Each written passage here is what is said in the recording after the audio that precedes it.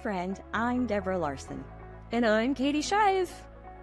And you're listening to the Redeeming Her podcast, where we aim to create a safe place for honest conversations that will inspire you to discover God's love through your pain. Our goal is to help you reframe your story and find freedom for the future. So grab a latte and maybe some Kleenex, and let's dive into this week's episode.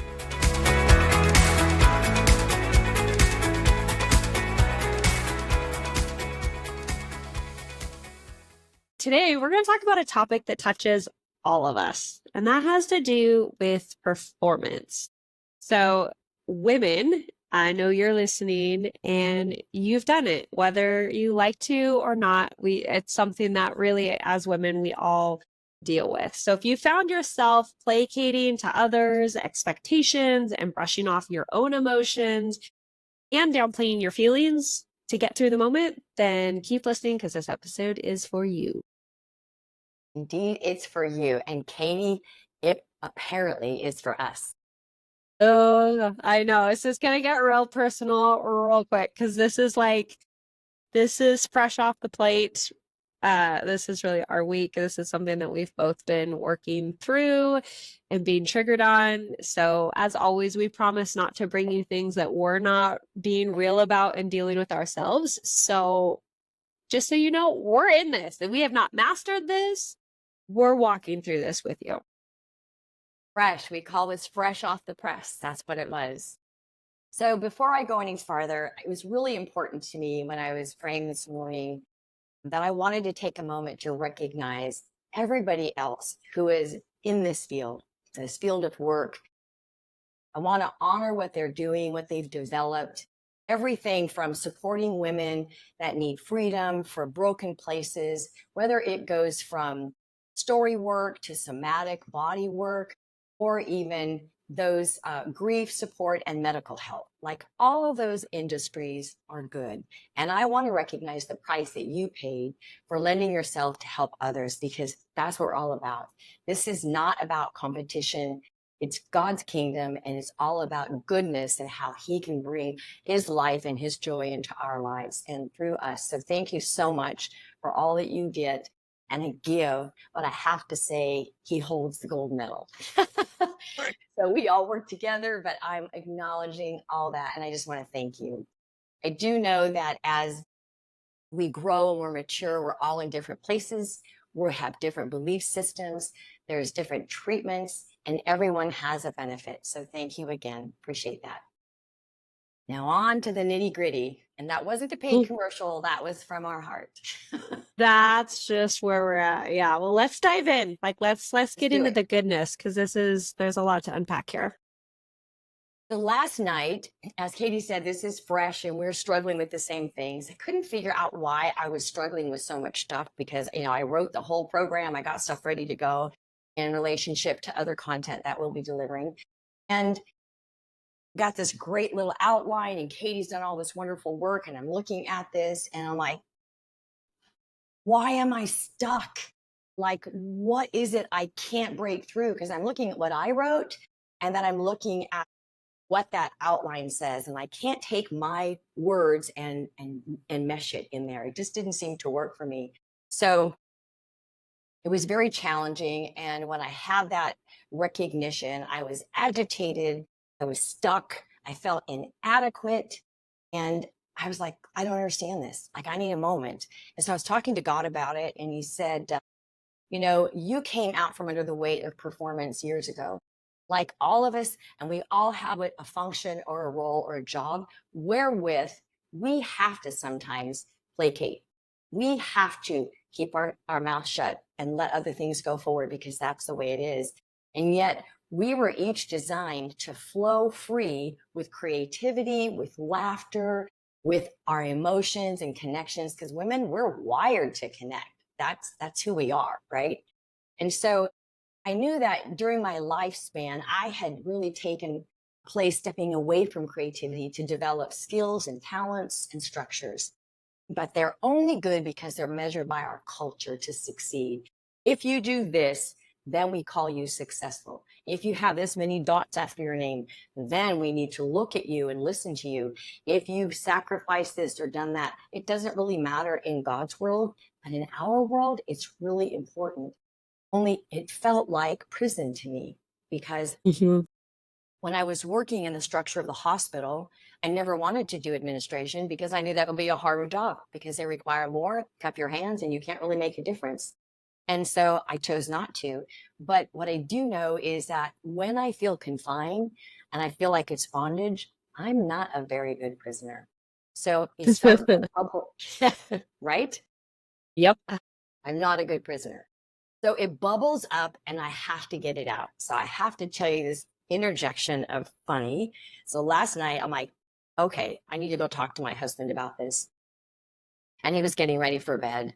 And I said, Ray, so la, la, la, la, la. And I said, women, everything runs by our emotions, how we feel about it, what we perceive. I said, we are complex. There's so many parts of us. I think we don't even understand ourselves. And he's laying there and he's like, I'm listening to this again. And at the end of it, I said, so what is your perspective on that? And he goes, yes. I said, that's it. He goes, why would I argue with perfection? It's like, because we don't want to be perfect. Oh my goodness. That reminds me of a response. I was chatting with my husband a while ago. I was venting about stuff. And I word vomited for like a really painfully long time, but that's kind of how I process. And then I have this pause and he goes, are you finished? And I said, I am. And he goes, okay. And I was like, that's it? That's all you have to say? And he's like, I've learned not to fix you. I'm trying to just listen and not fix you. But yeah, it's always, I'll have a word vomit of 5 or 10 minute rant and his response will be like 3 words. And I'm like, that's it? That's all you have? Yeah. Men. They're simple. We are They're very complex, simple. and I want to recognize that. And it's a good thing, but sometimes it agitates us both. But I'm grateful that they are so good to us. So going back to the deadlines, the due dates, pressure, and the overwhelm, what he reminded me this morning when I was talking to the Lord about flexing and flowing and being able to do this, because I do like some structure and then I like to wander, but I like to have the beginnings and then I get to go off on my own. However, he said, are you relying on your ability to produce, or are you going to let go and step back into my rest? And I was like, yes, because that's where I feel the most comfortable. That's where I know that he's got my back. Like I tell people, I love my husband, but I love the God in him better because I know that he helps guide us in our shortcomings because we all have them. So, I recognize that it boils down to trust. It's a constant tug of war. Right. And don't these circumstances really unearth where our trust is or isn't? It's these circumstances that bring that to the surface of like, do you trust me? And so often we think we do, and maybe we don't. And then that feels like an invitation to letting go. Absolute. And that's what he was saying. You can trust me, or you can trust your own skills and talents, which are viable and they're good, but you're going to labor in that. And there is a difference between labor and rest. And so last night, I just thought I can't do this. So I went to sleep. I laid down, I went to sleep, and I kept hearing Katie talking about the stuff and the things that we're struggling with and we're working through, because like she said, we're in the crux of this in the very moment. So we're just being totally transparent and authentic. And so I have taken this moment, which I'm really grateful for. God has paired me with a dear friend who is a mentor, and we're both kind of walking in the journey of the Lord, looking for deeper and more intimate ways to connect and to integrate into our own life. Like I need to grow. I can be a teacher, but I always need to be a student. And I think that's super important to be available because none of us have ever, achieved the highest mark at all. So I knew I was going to speak with her this morning, but I woke up about 3:20. And so, yes, I've been up since 3:20. And bless you. well, you're up with going sometimes like that, right? Yep.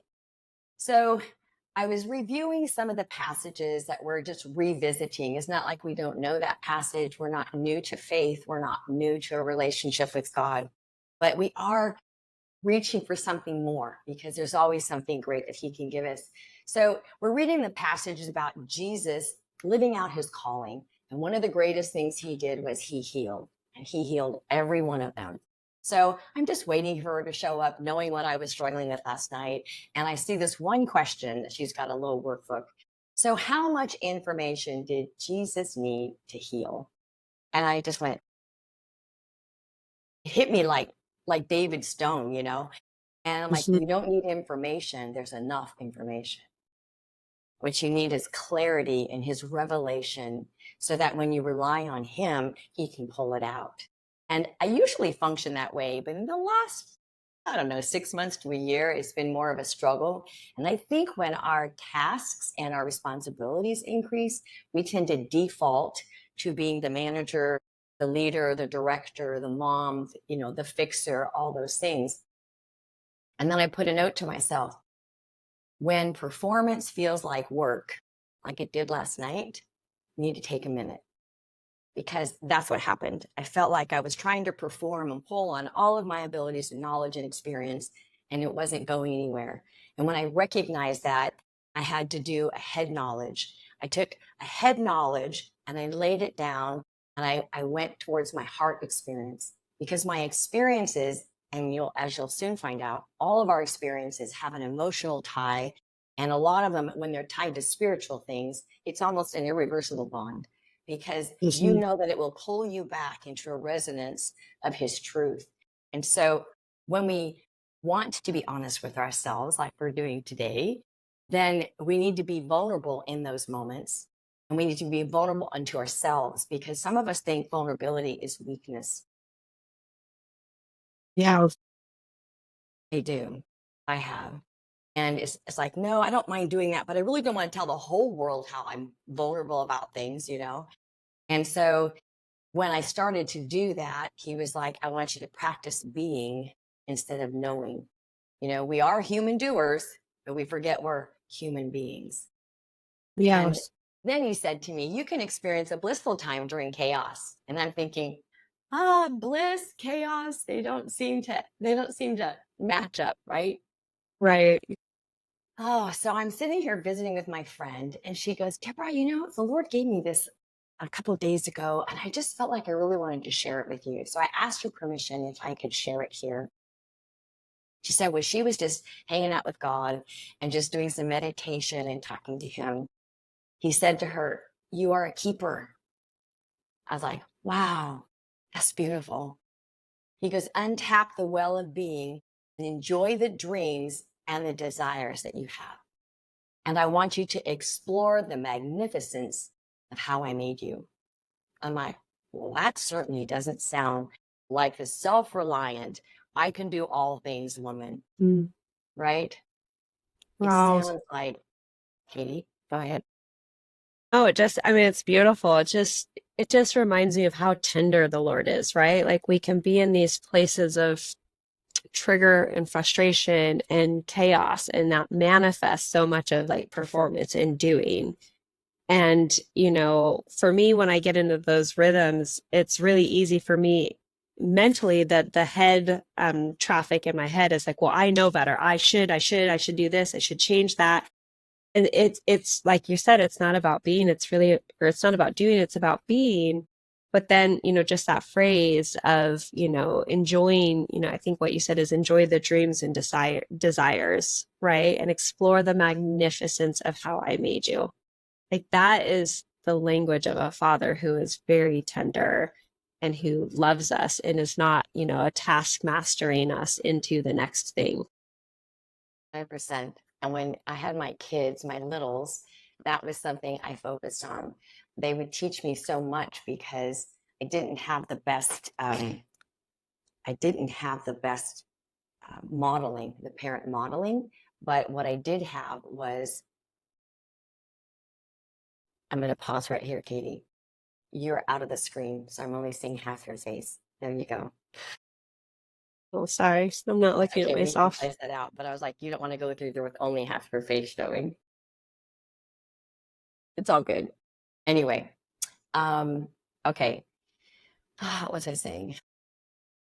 He is a good father, and he calls us to live in the fullness of our design. And so I was looking at what perfectionism really was driving in me, because I'm not a perfectionist, but it feels like when we want to give our best, we really do have intention to do our best, that we end up turning into a performance of perfection. It has to be like this. We have to do it this way. And what he said to me was a spirit of excellence instead of an excellent spirit. Look it up. It's different. It is. So I'm going to read what he gave me. And what I found is a spirit of excellence feels like work to me. The work is the labor because it relies on my talent and my ability, my reasoning and understanding. And even though, like I said, we're wanting to deliver our best, we can get snagged in the belief that excellence is with flaws or perfection. Mm. Excellence does have flaws and excuse me, I'm sorry, what did I say there? Just say that one too. I'll start over. Okay. Spirit of excellence feels like work to me. And although, as I mentioned, our goal may be to deliver our best, we can get snagged in the belief that excellence is without flaws, right? It's only perfection. And yet, an excellent spirit is very different. An excellent spirit flows through a vulnerable heart, offering our best. That's a huge different comparison. Like you were talking about his kindness towards us, his cheering us on. Don't worry about the flaws. Don't worry about the imperfections. Even though our culture says perfection is kind of the excellence they require in your performance. And he's like, hey, let's cast that off, because measurement feels like we're competing and we're comparing. And in his kingdom, there's no comparison. Right. Everything Right. is under him. And so that was where I thought, wow, he gave me this example. And if you know the story, you'll get this quickly. And if not, I'll just talk about Jesus talking about the widow who didn't have anything. And typically they would all bring offerings, to the Lord in the house of God. And so this widow comes down and she gives all that she has. And they call it widow's mite. We actually have some of those coins in our own collection. It was a beautiful thing my husband discovered, and we've kept it. But a widow's mite is like not even a hundredth of a penny, if I recall. But she went and she gave her all. The coolest part about that, if you compare it to the three kings that brought the dowry for Christ, they brought their whole entourage. They're giving their best. And yet, both are done in an excellent spirit, because they were yielding their vulnerabilities to the king and giving it to him so that he could maximize it and do whatever he wanted with it. That to me is an excellent spirit. When we're flowing through the vulnerabilities of our heart and offering our best to him, that is when he can take it and he uses it for our good. Yeah. I love how you're contrasting the difference. And I've never thought about it that way or heard it that way. I mean, I've always, having gone to ministry school and growing up kind of in a church environment, the spirit of excellence, that phrase, so to speak, it can get very overused and very cliche. It's like, well, everything you do, is it done with a spirit of excellence? That really feels like you said, a yoke, this weight of your responsibility to, ensure the outcome really is excellent, as opposed to, like you're saying, being vulnerable with the Lord and letting him flow through you, because that reliance then isn't on your own ability, but it's Christ in you and how he's showing up, which is a completely different bent on that. So why would you say that this is important? Like, what's the link in why, do women, us as women, like why is this important for us? Because when we're pulled in every direction, we need to learn how to function in rest, because it doesn't feel like rest. It feels like busyness. It feels like work. And we're talking to a population who are dealing with trauma, who are dealing with loss, and the overwhelm is already there, not to mention the fact that their natural daily life tasks are there. And as many, even yourself, have said, when do I get the time to actually sit with the Lord and do those things? And so he showed to me that when we function from a place of vulnerability, every act is received as a gift. And this is a gift he rewards you with. And vulnerability, we need to look at it as vulnerability is power. It's power. It's not weakness. It's not sleazy. It's not shameful. The vulnerability says, like when we have a relationship with our spouses or our children, vulnerability is saying, hey, this is the real me. I made this mistake. I'm sorry. And they're like, no, no problem. Thank you for owning it. Like, that's a healthy relationship instead Yep. of just do as I say, and we can default to that even in parenting just because we're busy. Right. Yeah, it's where the masks come off and you're your authentic self. Right. But when you stay in that vulnerable place, now work, as you so say, as we've talked about, is entering into rest.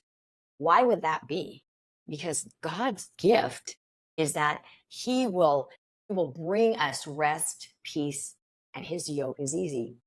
Let me elaborate. Whenever it becomes overwhelmed, like it was for me last night, when it was so hard and I woke up still not feeling that rest, just being in that place for an hour in the morning, talking to the Lord and then visiting with my friend about the things of the kingdom. He's like, you always get to choose. We talk about that in anger management. 10 seconds. 1, 2, 3, 10 seconds. You can count to 10 or count to 3 or whatever you need, but you can pause and make a different choice. And the truth is, we can too. If we understand what we're pausing for and the power of what it can do for us, it actually lets us step into a place of rest. So, do I want to remain stuck in cycles of my experience and my beliefs? Or do I want to move forward, believing that he did and he will continue to deliver his promise? And his promise is his gift. So I wanted to just highlight a couple of passages. In Psalms 91, 1 or Matthew 11:28. When we make ourselves available to him, vulnerability, he will give us rest because that's the seat of rest. We're vulnerable. We know we're not perfect. We can't do it. And I need to partner with him. And in that place, he's like, hey, I got this. This is good. And then not only does he give you rest, he gives you peace. Can you imagine? That's what they're saying. In the middle of all the crazy, you can be in bliss. And I'm like, Right. okay, this is how we do it. So his peace is much greater than rest. For with his peace comes wholeness, blessing, and connection to the God who delivers. That's huge. This places a shift from your self-reliance to a God reliance, because as it says in 4:7, he'll deliver that, right? He will give you rest. He'll give you peace. And then as you mentioned the word yoke, I actually looked that up because there's a lot of definitions and I'm sure we could pull out one that benefits what we want to say, but I really wanted to hear his heart. And yoke, it showed me 2 oxen with this double yoke around their neck, and I remember the story that when they were training the young bulls, they would take a mature one and they would yoke it to the young one so they could walk in step together. It wasn't about slavery or bondage. It was about learning to walk together. And that's what he was saying. He wants to partner with us. In partnering, then we can lean on him in our vulnerabilities and he can bear the weight and he takes the burden or that weight of responsibility off of you. So work is done at rest. I love that. So then, diving into some of the practicalities, like how would you say this fits in when we're looking at, within the context of pain and loss and trauma? Because I know for me specifically, like when I feel stuck, I need a little more than a buoy to hold on to, like, especially if I'm struggling through some emotional things. There's just so much interplay of personal experience here. Katie, So pause. Your internet froze. So let's go back to when you're feeling stuck. So Right. Okay, so let's break this down on a practical level. So, when we're talking about rest and vulnerability, how does this fit in within the context of pain and loss and trauma? Like, I know for me, when I feel stuck, I really want more than a life preserver. Like, I need, a lot of times I'm struggling through that emotion. And so, how does that tie to our interplay of personal emotions? Glad you asked, because as Raymond agreed, women are a little bit more complex than we ever care to admit. It's hard to see that in ourselves until we meet a Karen and we're like, I don't let me be a Karen. Don't let me be that girl, right? Or we compare ourselves because like, oh, tell me if something's showing when we're out and about and things of that nature. But again, all of our emotional makeup is often tied to the interplay of our personal experiences. We're wired that way. We view experiences through the lens of an emotional connection, from connection to safety and to trust. All of those are going to have an emotion attached to it. Do I trust them? Do I not? Do you ever walk into a room and you're like, that doesn't feel good. I think I just need to step over to this side of the room. Or that guy looks kind of scary, and all the stuff with all the missing kids and everything. You're walking and paying attention to those things, right? But when you go back to tying your emotion to one of those things, to an event, then if any of those are violated, it will change our perspective in our response. I had my daughter-in-law, my son and daughter-in-law have 6 kids. And when they were younger, they live in a little town. When they were younger, they had their youngest one. He's now 14, so it was a few years ago, sitting in the front part of the grocery cart. And so they all gathered around, and this was like that many years ago. It wasn't quite as prevalent as it is today, but she does carry, and she does believe in that. And so she was getting some things, and the kids were all there. I think the oldest was maybe 10 or 11. And some gentleman walked up and picked up her baby out of the front part, the seat where they sit. I forget what we call that. It's been so long. In the grocery cart, picked him up and then started to walk. And the kids were pulling on him. And he's like, "You get off." And she turned around and she was in the grocery store, so she couldn't pull. So she came barreling down. She wasn't very far to it. And the man was still going to take my grandson. And so when they got outside, she pulled her weaponry and she's like, "Drop him now." And he did, which was interesting. That impacted those kids like crazy. In a young childhood perspective, and experiencing like that literally had an impact on them even to this day. And even though nothing wrong or bad came of it, so it doesn't have to be the worst thing, although that could have been, it totally impacted how they viewed safety, trust, risk, and strangers. Right. So, isn't that interesting? I Yes, like cannot fathom. exactly.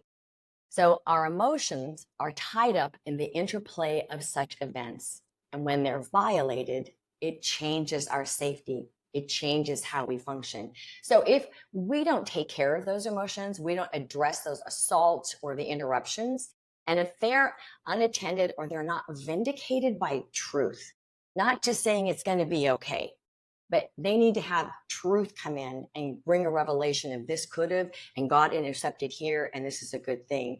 If they're not vindicated by that, we will build a relationship with our beliefs, and now we'll hold them in, and it can take us off course. This is easy explained from the younger expression that I just gave you. So we can retreat, we can hold emotions, we can develop beliefs inside, which they did. We can withdraw and become shy or discarded. We can internalize the pain, and then the relationship begins. This is a relationship with pain and a misbelief or a misperception that could easily be shifted if we took the time to manage it. Right. That's like, I just feel like that's so much even just to take in as you're sharing. I'm like, that's just a lot. That's so good. It is a lot, Um, but it does yeah. affect our self-worth. It affects self-love, and it becomes a part of our identity. In medicine, when I'd be working with seniors or people that have long-term illnesses that they're struggling with, they talk all about the illness. They talk all about what was and what isn't ever going to be. And so you build a relationship with what you believe, how it affects you, and how you're going to fall out your future. But then how does that affect adulthood? Because what happens in our younger years can come out later, like some of us have experienced. Right. And it impacts our relationships and the people, the who you choose to marry, or, the friendships that you choose even into adulthood. Like, it all is interconnected. It is. And even our self-worth is compromised.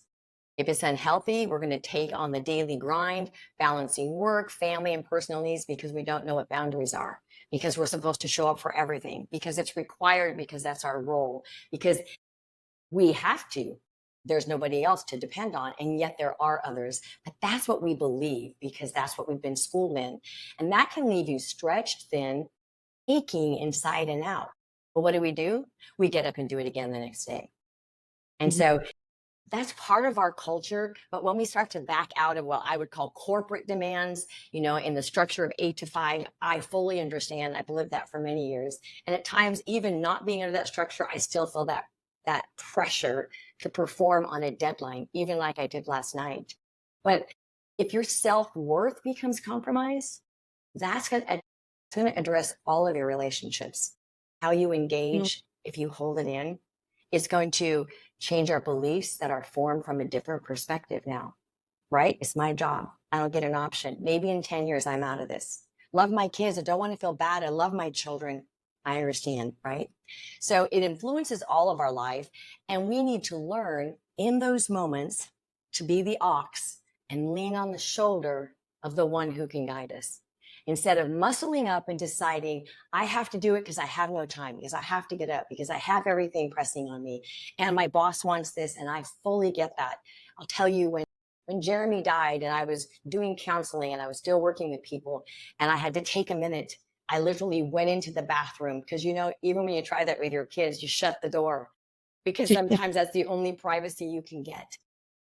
But you pull away to tap the God that lives in you, to tap that place that you can just take a breath, let it in and let it out, right? And then just start to calm yourself down, going, we can do this. But if we don't become we-centered, then it's still I. And that I will go before we every time. And so I thought that was pretty interesting. Pardon me. I want to talk about the spiritual connection. A spiritual connection is, I think, native to every single human being. Where you define that, where you find that, I know it's different. For me, it's always been God.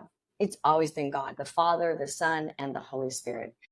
I know they have different roles. I know they have different functions, but He made us just like them. So I look at that. We are a mirror image, body, soul, and spirit.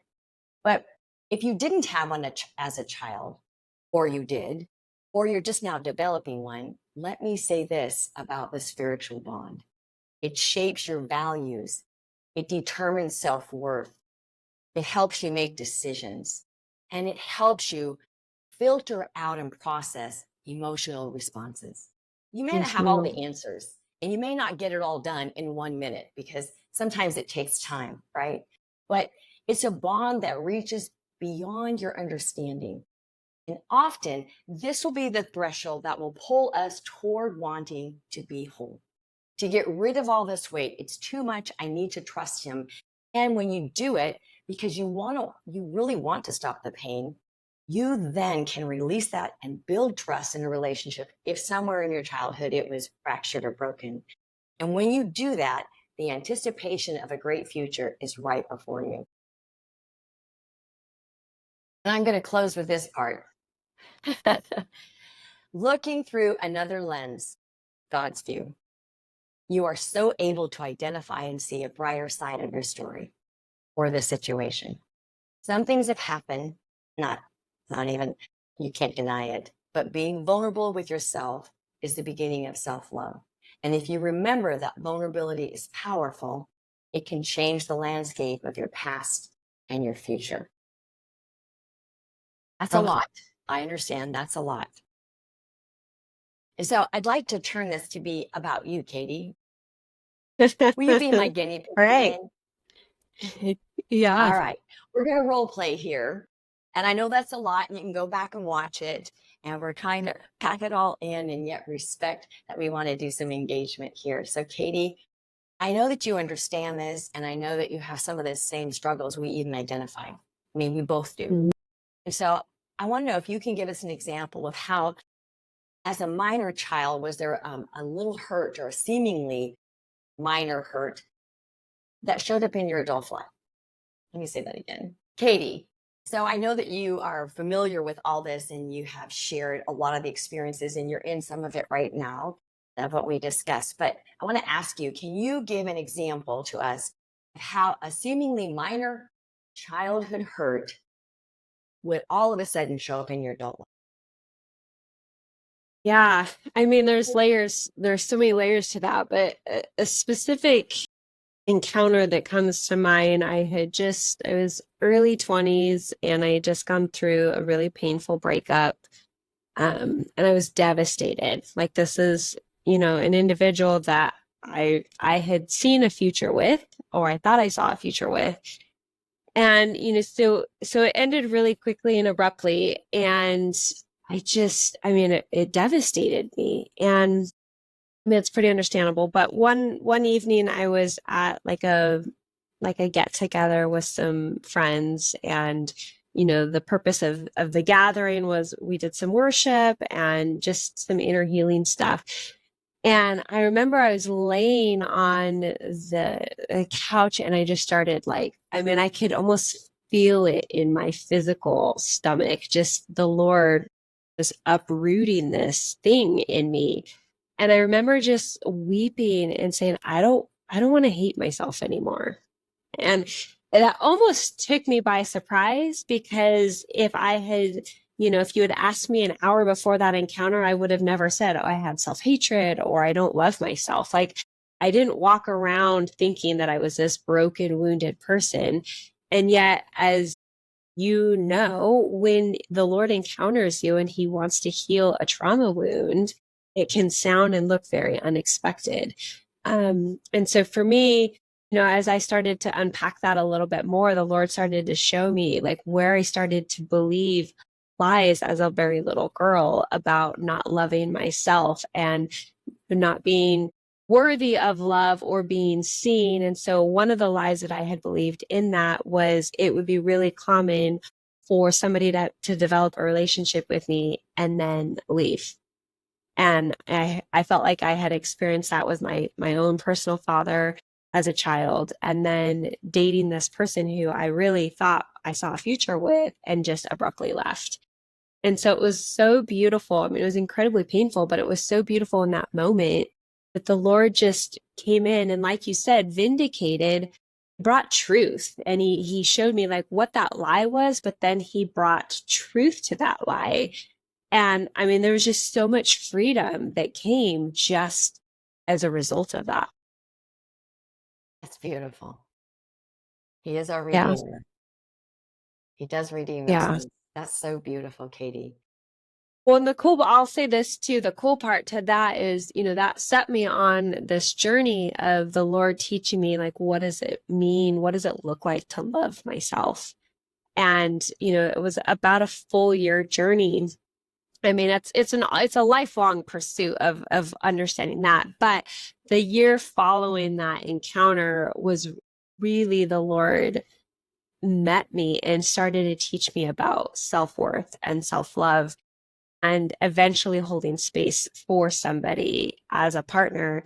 And, I really believe my husband today, like the fruit of that breakthrough made way for me to meet my husband in the marriage that we have today.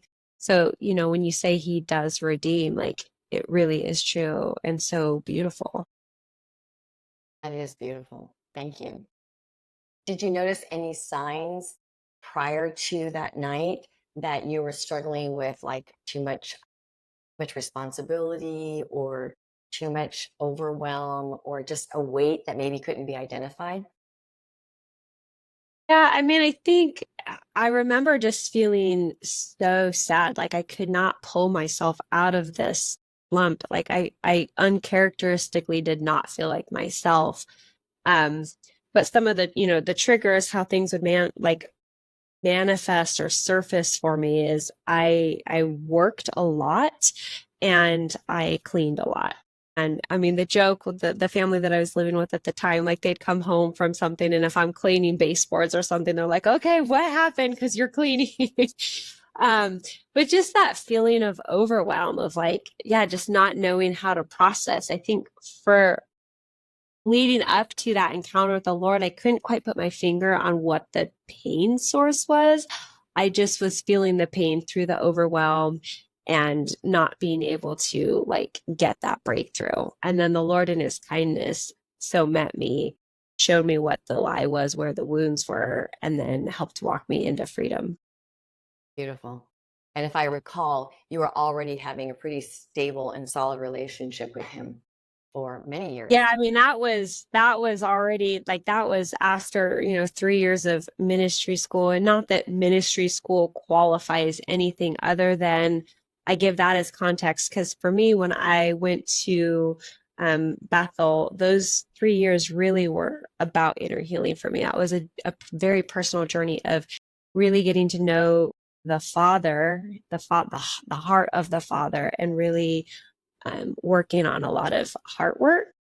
So yeah, that was well into my journey of really learning my identity through the lens of the Father.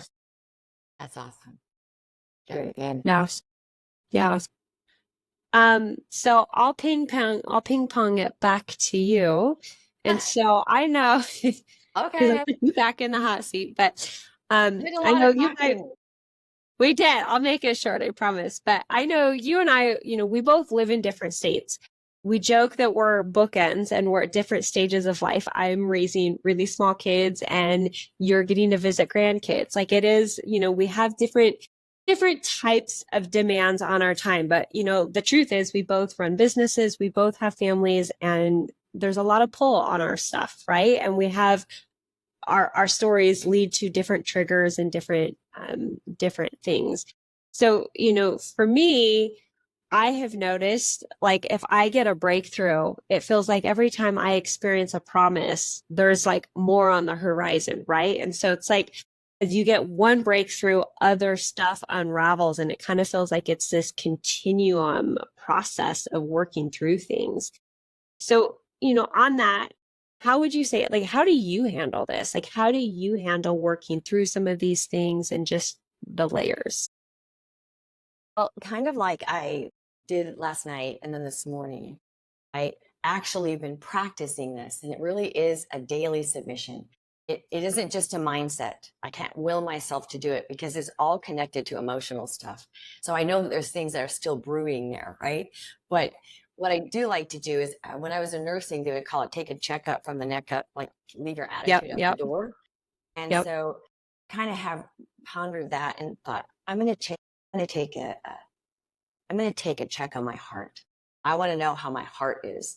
Ray and I used to, when we were first married, we'd say, how's your heart? Because I heard about the rest of it. How's your heart doing? Right. There's a lot of dynamics that go into play there. And so I do that because here's my quandary. If freedom feels like work in the midst of trauma, loss, and regrets, who wants to do that? I don't want to do that. We're talking to like a lot of our audience, you know, is that what they want to do? You want to work harder where you're at with your struggles, or do you want to work less and work in rest? And so I have to change my perspective. I did catch myself last night, and I'm so grateful I'm maturing to that level because sometimes, we women, we just verbally Yep. process. And so I discovered when I did that, that I signed up for life. I signed up to live it to the fullest. Like I can't keep every obstacle and let it hit me. I just need to let it go. And the truth is, no matter what drifts my way, My identity isn't defined by driftwood that gets caught in the propeller of my boat. We used to boat all the time. You're like, what's all that? It doesn't have to stop and ruin the entire day. It's an incident. It's not a sentence. And I have to remind myself that sometimes, because sometimes it feels like it's not just a little propeller. The log just fell in the way, and now you hit the bow, and now you're like, I'm totally taking out for a moment. And let's not lie about it. Those things happen. They are all there. But at the end of my hour this morning, I was fully refreshed. I remembered all I need to do, tuck myself in him. Everything I need is in him. Everything I remember is in him. And if I just take a moment to do that, he will go. I'm like, yes. And so when you develop that relationship, it doesn't have to be a difficult one. I can't hear. I don't know this. Just pause and take that moment. And then you realize that this can be refreshing. So when I do that and I commune with him, he has absolutely reminded me, I live in here, Deborah. Tap in here. I'm with you everywhere. So if you're not here and you're in the driveway, you're at the shopping store, or you're on an airplane and things are a little bit chaos and all this stuff happens, you literally can just sit down and tap inside and we can have a conversation. Because his love, his rest, and his partnership pulls me to move forward. I want life in the future. I want my identity to be found in him. That gives me rest, solidarity, confidence, and a place to go, because sometimes we just always need a place. So I chose this morning to yield to the power of vulnerability. And in that, he gave me rest. And that's what the heart of this podcast and everything that we're sharing is that it's the redemption of the things that we feel have been broken and taken from us. So I just want to say thank you to our listeners. Thank you for tuning in with us today. Again, it feels like such a privilege to be able to share stories and things that we're learning. As always, if there's something specific that you would love to hear from us, whether that's a topic or a question, please make sure to head over to our show notes and drop a comment in there. Lastly, don't forget to hit subscribe and to like so you never miss a moment. And on the meantime, head over to Instagram. Our handle is @RedeemingHer to make sure to continue the conversation. We love to be posting stories and content as well throughout the week. So you get a little more inside scoop of our lives and the voices behind, or the people behind the voices. So thank you again, and we will see you next time. Bye.